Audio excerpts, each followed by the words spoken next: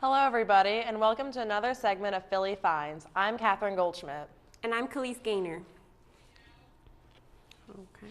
Today on Philly Phinds, we want to take a sneak peek at a few places around the city in which we all may or may not want to get a taste of, literally. Exactly. There are many places around the city that people may ultimately know about. However, what about the places people don't know about? I believe that there are a lot of places around the city that can be discovered. Just finding where to start is the hard part. We could start downtown, or how about City Line Avenue? Maybe we can go from south to north on Broad Street. Beginning in South Philadelphia, we can stop at a place where roasted thin sliced top round is bathed in gravy. That sounds wonderful. Have you ever heard of John's Roast Pork? Well, that's an option, and it can be found right here in the city of brotherly love. Home of the ultimate cheesesteak, John's Roast Pork is revolutionizing what cheesesteaks are really about. They're introducing a new beef, something most Philadelphians are not used to. Now let's take a look at what John's Roast Pork has to offer. John's Roast Pork, located at 14 East Snyder Avenue, is the home of the original roast pork sandwich and the ultimate cheesesteak. Also known as the Shack or the Snyder Avenue Lunch Bar, it has been a family-owned business for 3 generations and has been at its location since 1930. Hi, I'm Alex with LaSalle TV, and I'm here with John Bucci, the owner of John's Roast Pork in South Philadelphia. Hi, John. Hi, Alex. How you doing? Good. How are you? Can you tell us a little bit about your business? Like, when did it start? Yes, my grandfather, my father's father, came from Abruzzi, Italy in 1918 and started selling pork sandwiches and meatball sandwiches, kind of where the tables are at right now. And it was a wooden shack. I mean, it literally was a wood that had shutters. For years, I made a living. I mean, it's just enough to make a living. And then when my grandfather died, my mother and father took it over. Like in 2002, we got voted the ultimate cheesesteak by the Philadelphia Inquirer, and that really started getting us national attention. And then in 2006, we won the prestigious James Beard Award. Evidently, chefs go to school for years to win the James Beard Award. We were able to catch up with a first-time customer who was very pleased with his meal. So what did you think of that sandwich? I thought it was very good. Our sandwiches are different. We're not just, we close at 3 p.m. and 4 p.m. on Saturdays. We're not open all the time. And the reason why is we always have a family member here. The quality is always top notch. We make every sandwich. We never have onions fried in advance. We make every sandwich to order. We put more meat than anybody. We use the best quality meat. All our ingredients are the best. We just started roasting our own beef now. Everything is homemade. You come here, it may take a little time extra to get your sandwich, but believe me, it's worth the wait. Our breakfast sandwiches are out of this world, and obviously I'm very proud of the place. I mean, it's I don't have children. My wife and I, this is our child. That definitely seems like the place to grab and go. I mean, there are plenty of places that we can explore, but after seeing what John's Roast Pork has to offer, what else is there to do? That's a great question. It's something about Philadelphia that makes this city unique. Who would have thought that state could be revolutionized? I could say the same thing. In any case, after you eat all this wonderful food, why not take a walk down memory lane and look at some of the most famous murals in the city of Philadelphia that has to offer? You're talking about Mural Mile, aren't you? Yes. A part of the city's murals and mural arts program, the attraction is located in Center City and reveals some of the city's most iconic murals. Arranged in a walking pattern through downtown, it also showcases Philadelphia's vibrant commercial and some residential areas. Keeping these points in mind, this brings us to Center City, Philadelphia, with Connor Walsh as we travel this mile-long art exhibit. Come explore the Mural Mile, 17 of Center City's most iconic murals arranged along a walking route through downtown Philadelphia's vibrant commercial districts. The Mural Arts Program began in 1984 as part of the Philadelphia Anti-Graffiti Network. Since it began, the mural program has produced over 3,600 murals, which have become a cherished part of the civic landscape, which has earned Philadelphia the lesser-known nickname of the City of Murals. The tour begins at 707 Chestnut Street and ends at the corner of 6th and South Street. The entire walking tour takes about 2 hours with audio, or they offer an abridged version of the tour that only takes an hour to complete. The Mural Mile is a free self-guided tour, but the Mural Arts Program also offers a variety of ways to experience many of the thousands of other murals throughout the city. They give guided walking tours, trolley tours, train tours that overlook 50 romantic murals from one of the city's elevated subway lines, and even bike tours that get you up close to the murals while getting in a light exercise. The organization has grown exponentially since the early 1980s, when it first began by approaching writers and graffiti gangs to engage their raw talents in a constructive way. Mural arts acclaimed art education and prevention, and prison programs now serve as models throughout the world. The Mural Mile walking tour is a great way to experience local artists' work that literally covers the city and makes for a great afternoon. This artistic adventure can be measured in smiles per minute. The tour really should be called the Mural Smile. For more information about the Mural Arts program and guided tours, you can visit muralarts.org or call 215-925-3633 at extension 13. The free audio tour and the tour map can be downloaded at muralarts.org/explore/mural/mile exhibitions. Ticket sales in the beginning of the guided tours are located at Mural Arts at the gallery. It's located on the second level of the gallery at 901 Market Street. After that, I think we'd all need to take a second to breathe. That was a long walk, but worth every second. Sounds like a great time for art enthusiasts. Unlike Van Gogh, you'll have a smile from ear to ear. The fact that we can follow this tour online is awesome, but I'm sure once we've all seen these murals, there's another scenic location in the city.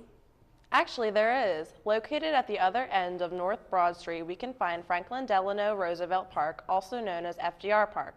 Philly Phinds decided to skate on down to South Philly, check out a gnarly yet unique aspect to the park. Hidden in the shadows of the sports complex, FDR Skate Park first went under construction in 1994 to keep skateboarders out of Philadelphia's Love Park. The park is considered to be a DIY park or do-it-yourself. It is built 100% by skaters for skaters, and it is located beneath I-95 in South Philly. Man, I started coming here when I first started skating around 10, 11, 12 years old, and I found out the whole place is DIY. It started around 95, 96. They put in a couple pyramids. The park includes a 12-foot vert ramp, which can be a challenge to many skaters. I think it's just getting your bearings, and especially if you haven't skated it in a while, just getting your legs back. It's really exhausting. I guess what's really neat about it is kind of the freedom you get when you're just kind of hanging in the air. The FDR Skate Park relies on fundraising by skaters to help maintain and add to the park on a constant basis. It's all DIY, built by skaters, everything. My dad and me, we decided we wanted to start a Kickstarter. Once skaters saw that they had all this potential, we started building and just raising money for concrete, doing whatever we could. We raised $1,500 plus. All the fundraising goes to all this stuff: blood, sweat, tear, beer. All goes into the mix here. Take the time to check out FDR Skate Park in South Philly. The unique graffiti that covers every square inch of the ramps creates a different and colorful environment unlike most other skate parks. This place is my home, and it sends me plenty of memories. FDR Skate Park under I-95 is definitely one of Philadelphia's hidden gems. With Philly Phinds, I'm Joe Cosgrove. We've looked at John's Roast Pork, Philadelphia's Mural Mile, and FDR Skate Park. You probably thought that the Flyers were the only team in South Philadelphia to play hockey at an ice rink. However, there are plenty of rinks found throughout the city. Today we want to roll right into Rizzo Rink, located off of Washington Avenue. There we can find age leagues, skill camps, and even travel hockey teams. We should note that there are plenty of other activities that happen at Rizzo Rink in South Philadelphia.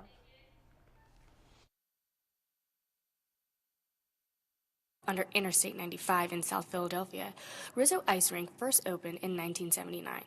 In 1985, the Staff and Advisory Council decided to make it their primary mission to provide the youth of South Philly and vicinity with athletic programs designed to foster character development, passing on values, learning sportsmanship, and coming to grips with winning and losing gracefully. To this day, these are still the overarching goals. There are many working parts in motion to help maintain the operation at Rizzo. The foundation, which holds it all together, can be found in its volunteers. We caught up with Daniel Riccardi, a volunteer coach, to discuss his day-to-day experiences with the rink. I'm a coach here. Rizzo Rink has a mites program. They teach kids from ages 4 to 7, and then they move up into the older leagues, the 8 to 10s, where they have actual team practices and they have individual games. And then they move up to the senior league at the 11 to 14 level. We also run a skills camp, so it's just extra ice time, trying to help them improve with their power skating and their puck control as well as shooting. We have a lot of goalie camps, and it's just Rizzo has always been about helping kids out since 1980, I believe was their first year with the hockey program, so they've always been helping kids out. You don't have to have pads and a stick to enjoy the ice at Rizzo Rink. They offer a variety of options for the public to explore as well. Well, we do offer public skating sessions. We offer them 4 times a week. Wednesday we have one in the afternoon, Friday we have one as well, and then Saturday and Sunday we have 2 night sessions. Open to the public, it's free admission and $3 to rent skates. If you have your own skates, you're skating for completely free. Although they do not get paid for their services, coaches at Rizzo Rink perform this public service because they share a passion for the sport of hockey and the rink itself. The city assigns their 6 rink attendants per rink, so we were required for 30 hours, but a lot of us volunteer coach. So if we were on from 12 to 8 on a Saturday, myself and another coach volunteer from 9 to 12. So, and then when you're a coach here, you have your practice night for an hour and you coach for an hour during the weekend. That's also strictly volunteer. That's how the rink has always been built. It's always been built off of volunteers, never any paid coaches. That's how the history of this place is. While there are plenty of places to find ice time in the city of Philadelphia, a dedicated staff and tradition make Rizzo Rink stand out above the rest. We have a bunch of people come from outside the city. Rizzo is actually known as the best kept secret in South Philadelphia, according to the website. Rizzo Rink is just that place that everyone knows. We have 300 people in our program consistently, and it's that place that everyone knows when it comes to hockey. Everyone comes here for public skating. I mean, it's cheaper than some of the other rinks. It's not as romantic as some other rinks with 95 as our ceiling, but Rizzo Rink is built off of family and history. It just has a great reputation. 35 years after Rizzo Rink first opened its door, its tie to the community remains stronger than ever. This multi-purpose facility seems like it would be a nice way to enjoy the day. I agree, but if there's one place that I find interesting, it would be Brennan Danes, where the secret ingredient is no secret ingredients. How is that even possible? Who said fast food has to be bad food? Brennan Danes is not just from the farm to the table. It's from the farm to the car to the office or wherever you want to go. That sounds convenient. Brennan Danes started off as a little store in Horsham, Pennsylvania, serving healthy snacks to local residents. It started with popcorn, smoothies, and an idea. Now let's take a look at what Brennan Danes has to eat.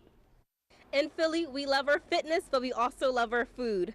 Sounds like an oxymoron? Well, it doesn't have to be. Get fit and reward yourself with delicious food at Brennan Danes, your healthy and guilt-free headquarters.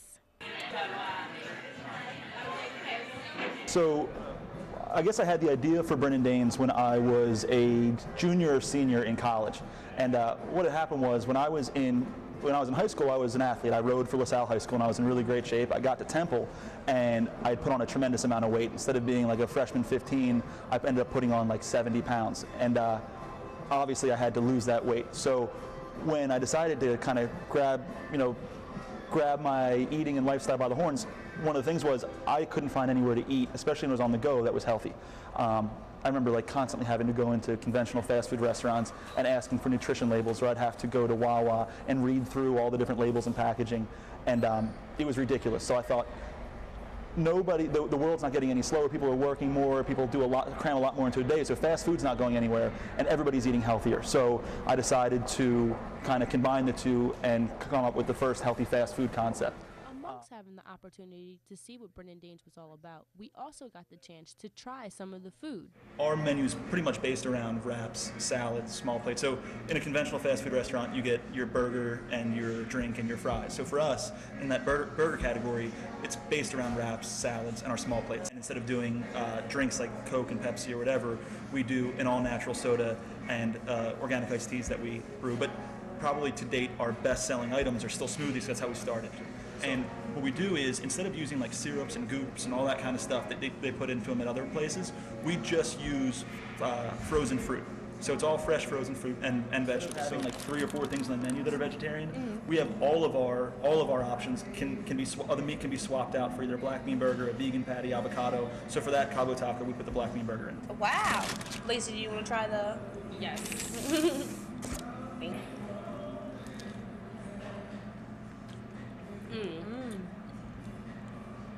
Wow. Really good. Awesome. All right. All of this was great. Thank you so much. Thank you so much for the free food and for letting us sample everything. Anytime. So we're here with Bryn at Bryn and Danes Market. Back to you, everyone at the desk.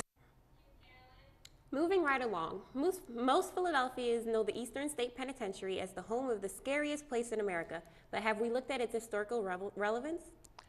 I have been to the penitentiary before, and I was too scared to remember the history. So maybe we should get a better understanding now. Brace yourselves. Eastern State Penitentiary has 142 years of history after closing in 1971. It housed men, women, and children and shaped the modern-day correctional system. Nick Gillette, a tour guide who works at Eastern State Penitentiary for almost 8 years, has more insight behind the walls. Sort of the reason that we're going to such length to preserve the building today has a lot with its early significance for prisons all around the world. When it first opened, it was actually so unlike any other prison in the world, they didn't even want to call it one. They invented a new word, penitentiary. So this is the world's first reform-based prison. The goal was actually penitence. It's built into the name. They wanted to take a criminal and inspire this real, true remorse, this regret for the life of crime that they had committed. So foreign dignitaries from as far away as China were suddenly being sent to Philadelphia for the first time to take a look at this building.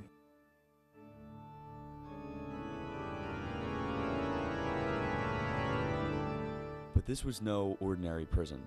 One can learn the history that was behind these walls in a tour on the Eastern State Penitentiary, with rooms such as an operating room, a hole for punishment, and even a room that housed one of the United States' most notorious criminals, Al Capone.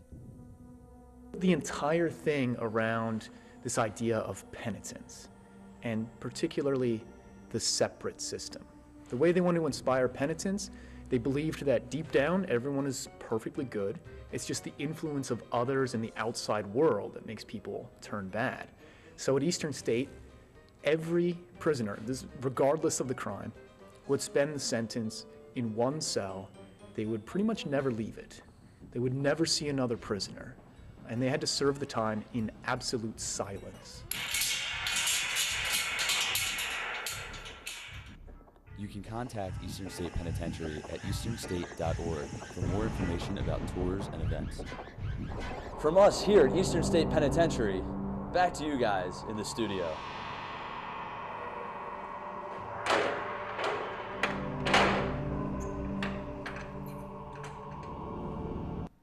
Talk about a lockup. The penitentiary holds a lot of history that gives us a sense of how being sentenced feels. At any rate, now it's that portion of the show where we introduce someone relatively new in our eyes. After this break, let's talk Philadelphia with Frank Pepe. So stay tuned with us here on Philly Phinds. We'll be right back. I think that went pretty well. I did the wink to the camera and I was just like, I have to do it.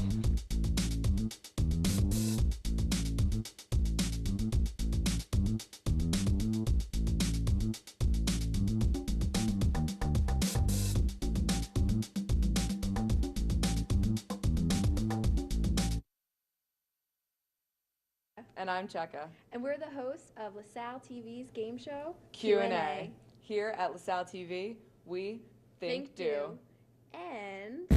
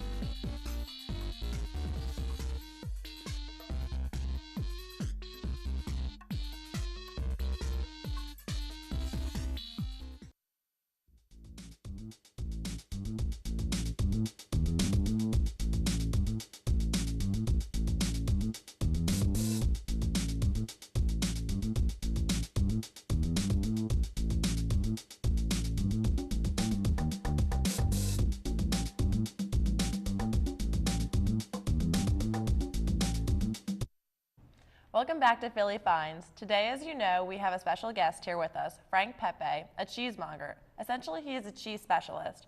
Frank knows so much more about cheese than the average person. Thanks for coming, Frank. No problem. So, what exactly is a cheesemonger? So, as you said in the introduction, a cheesemonger is somebody who specializes in all areas of cheese. Now, when you first get the job, usually you know the basic cheeses, American, provolone, cheddar, certain kinds. But as you develop as a cheesemonger, you actually learn interesting facts about cheese, like Osso Orate, for example, you'll say. It's a sheep's milk cheese. It was made in the French Basque region now, but it was originally made in the Pyrenees in the mountains. So a cheesemonger is somebody who knows all aspects of cheese. You need to know about pasteurization. You need to know about how the cheese is made, the process to go about it. And you pretty much have a more well-rounded understanding of the actual making process as well. Oh. Okay. So how many different cheeses do you actually know about? I would say at this point I know probably an upwards of 1,000 different cheeses. Wow. It's interesting because, like I said, when you first get the job, you know 6 or 7 basic cheeses, and then you get it and you're like, what? What is this? What is this? And there's always something new to try, and there's always something new to taste, and there's always something unique about every single cheese that is just a cool fact or something cool to learn.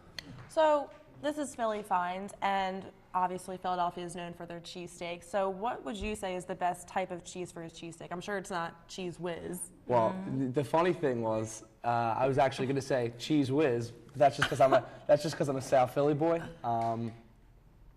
But usually, if you were going to make a cheesesteak, like we make specialty cheesesteaks at the Bruno Brothers, which is actually where I work as a cheesemonger, and we'll use like a fontina. A fontina is an Italian cheese. It melts very well, so it'll melt very well over the steak. Usually use things that can melt well over it. So you're not going to use something harder like a Gouda that's aged like upwards of 2 to 3 years. You're going to use something a little bit softer that's going to give it that nice pungent flavor like a fontina. I would say fontina would be my favorite then. So could you tell us about how you actually started working with the Bruno Brothers and your experiences there? Actually, it's my best friend's father's store. So I started working there when I was 15 years old. I worked as a stock boy. So I was essentially just putting stuff on shelves. Like we have a big antipasta bar, so I was refilling that. And I was like, I really don't want to do this. Like I'm so interested in all this stuff. Like the guys in the store are always like spouting off interesting facts, and I was like, I kind of want to further like my job here. I don't want to just be that kid who stocks the shelves. So I went about the steps to get certified by the ACS, the American Cheese Society. You need to be a certified cheesemonger. You need to take a test. Like I said, it's all about pasteurization. It's all about the actual process of making the cheese. And it goes a lot further than just what people see on the surface, which is, I'm going to come in and try the cheese. Oh, it's good. It's not. And it's actually very interesting. So do you like to cook, though, when you're in the kitchen or when you're working there? Well, now I definitely do. I mean, I laugh. I think it's kind of funny because all the people in the shop were never like big on cooking before they start working in the shop. And then you get in and you're like, well, yeah, I'm like a professional chef now. We're not professional chefs, but we all think we are. We all think we are at heart. But yeah, I definitely love cooking. Like I said, I was a stock boy first, and every single Sunday when I went into work, I was the kid who had to make everybody breakfast in the morning, and these guys are like real, like they want good stuff. So like you can't just make them eggs. You gotta like find a unique way to introduce new styles and like different kinds of foods. So what's your favorite dish to make? My favorite dish? Let's see. Well, I'm a big steak guy, so I love all different kinds of steaks. So actually, I'll tell you a funny story. The first steak I actually ever cooked was in a Mark Vetri restaurant. Mark Vetri is like a big chef in Philadelphia. And he introduces new styles. He's a very Italian guy. All of his restaurants are based around Italian things. But he uses things like mortadella, like different types of Italian specialties, which is essentially what the Bruno's is. They're an Italian specialty store. So he buys a lot of his product from the Bruno's, and I was in his restaurant one night, He was like, yeah, come back. You're going to cook something with me. I was like, what? I'm going to cook something with me? I'm not prepared to do this. And so I'd have to say his steak in particular is one of my favorite meals and dishes to cook because he has a lot of cool sides and just really, really good. So when people are buying cheese, I mean, would you say maybe there's a certain season for a cheese? I know this sounds silly, but... Well, there actually, cheeses go in and out of season. So there actually will be cheeses that we only will have during the summer. There will be cheeses that we only have during the fall, and et cetera. So I'll give you an example. There's something called Vampire Slayer. It's not really called Vampire Slayer, but that's what we call it around the shop. And it only comes around during like the fall seasons, like October, around Halloween, and it's actually a cheese that is infused with garlic. And it has a very interesting flavor and taste, but it's like I said, it's a seasonal cheese. So yeah, the cheeses do go in and out of season. Just very quickly, last question. What advice can you give viewers at home about like buying cheese in store? So if you were to go into a place like the Bruno Brothers, the best piece of advice I could give would be to ask the person, the cheesemonger that you're dealing with, what their favorite cheese is, because I promise they will never, ever, ever steer you wrong. They will never have the same favorite cheese on the same day either. Cheeses vary. You're going to change a different cheese every single day. So you might like something one day, you might not the other day, and I would just say go with your cheesemonger. That sounds good. Well, it's been a pleasure to have you, Frank. That will just about do it for today's segment of Philly Finds. After this show, hopefully you've exercised your Philadelphia train of thought from John's Roast Pork to the Eastern State Penitentiary. If there are any questions or comments, please feel free to email us at lasalletv@lasalle.edu. You can also find us on social media via YouTube, Facebook, and Twitter. Be sure to check out all the exclusive content found online from Khalees Gaynor and Frank Pepe. I'm Catherine Goldschmidt, and thank you for watching. See you next week. Sorry about that.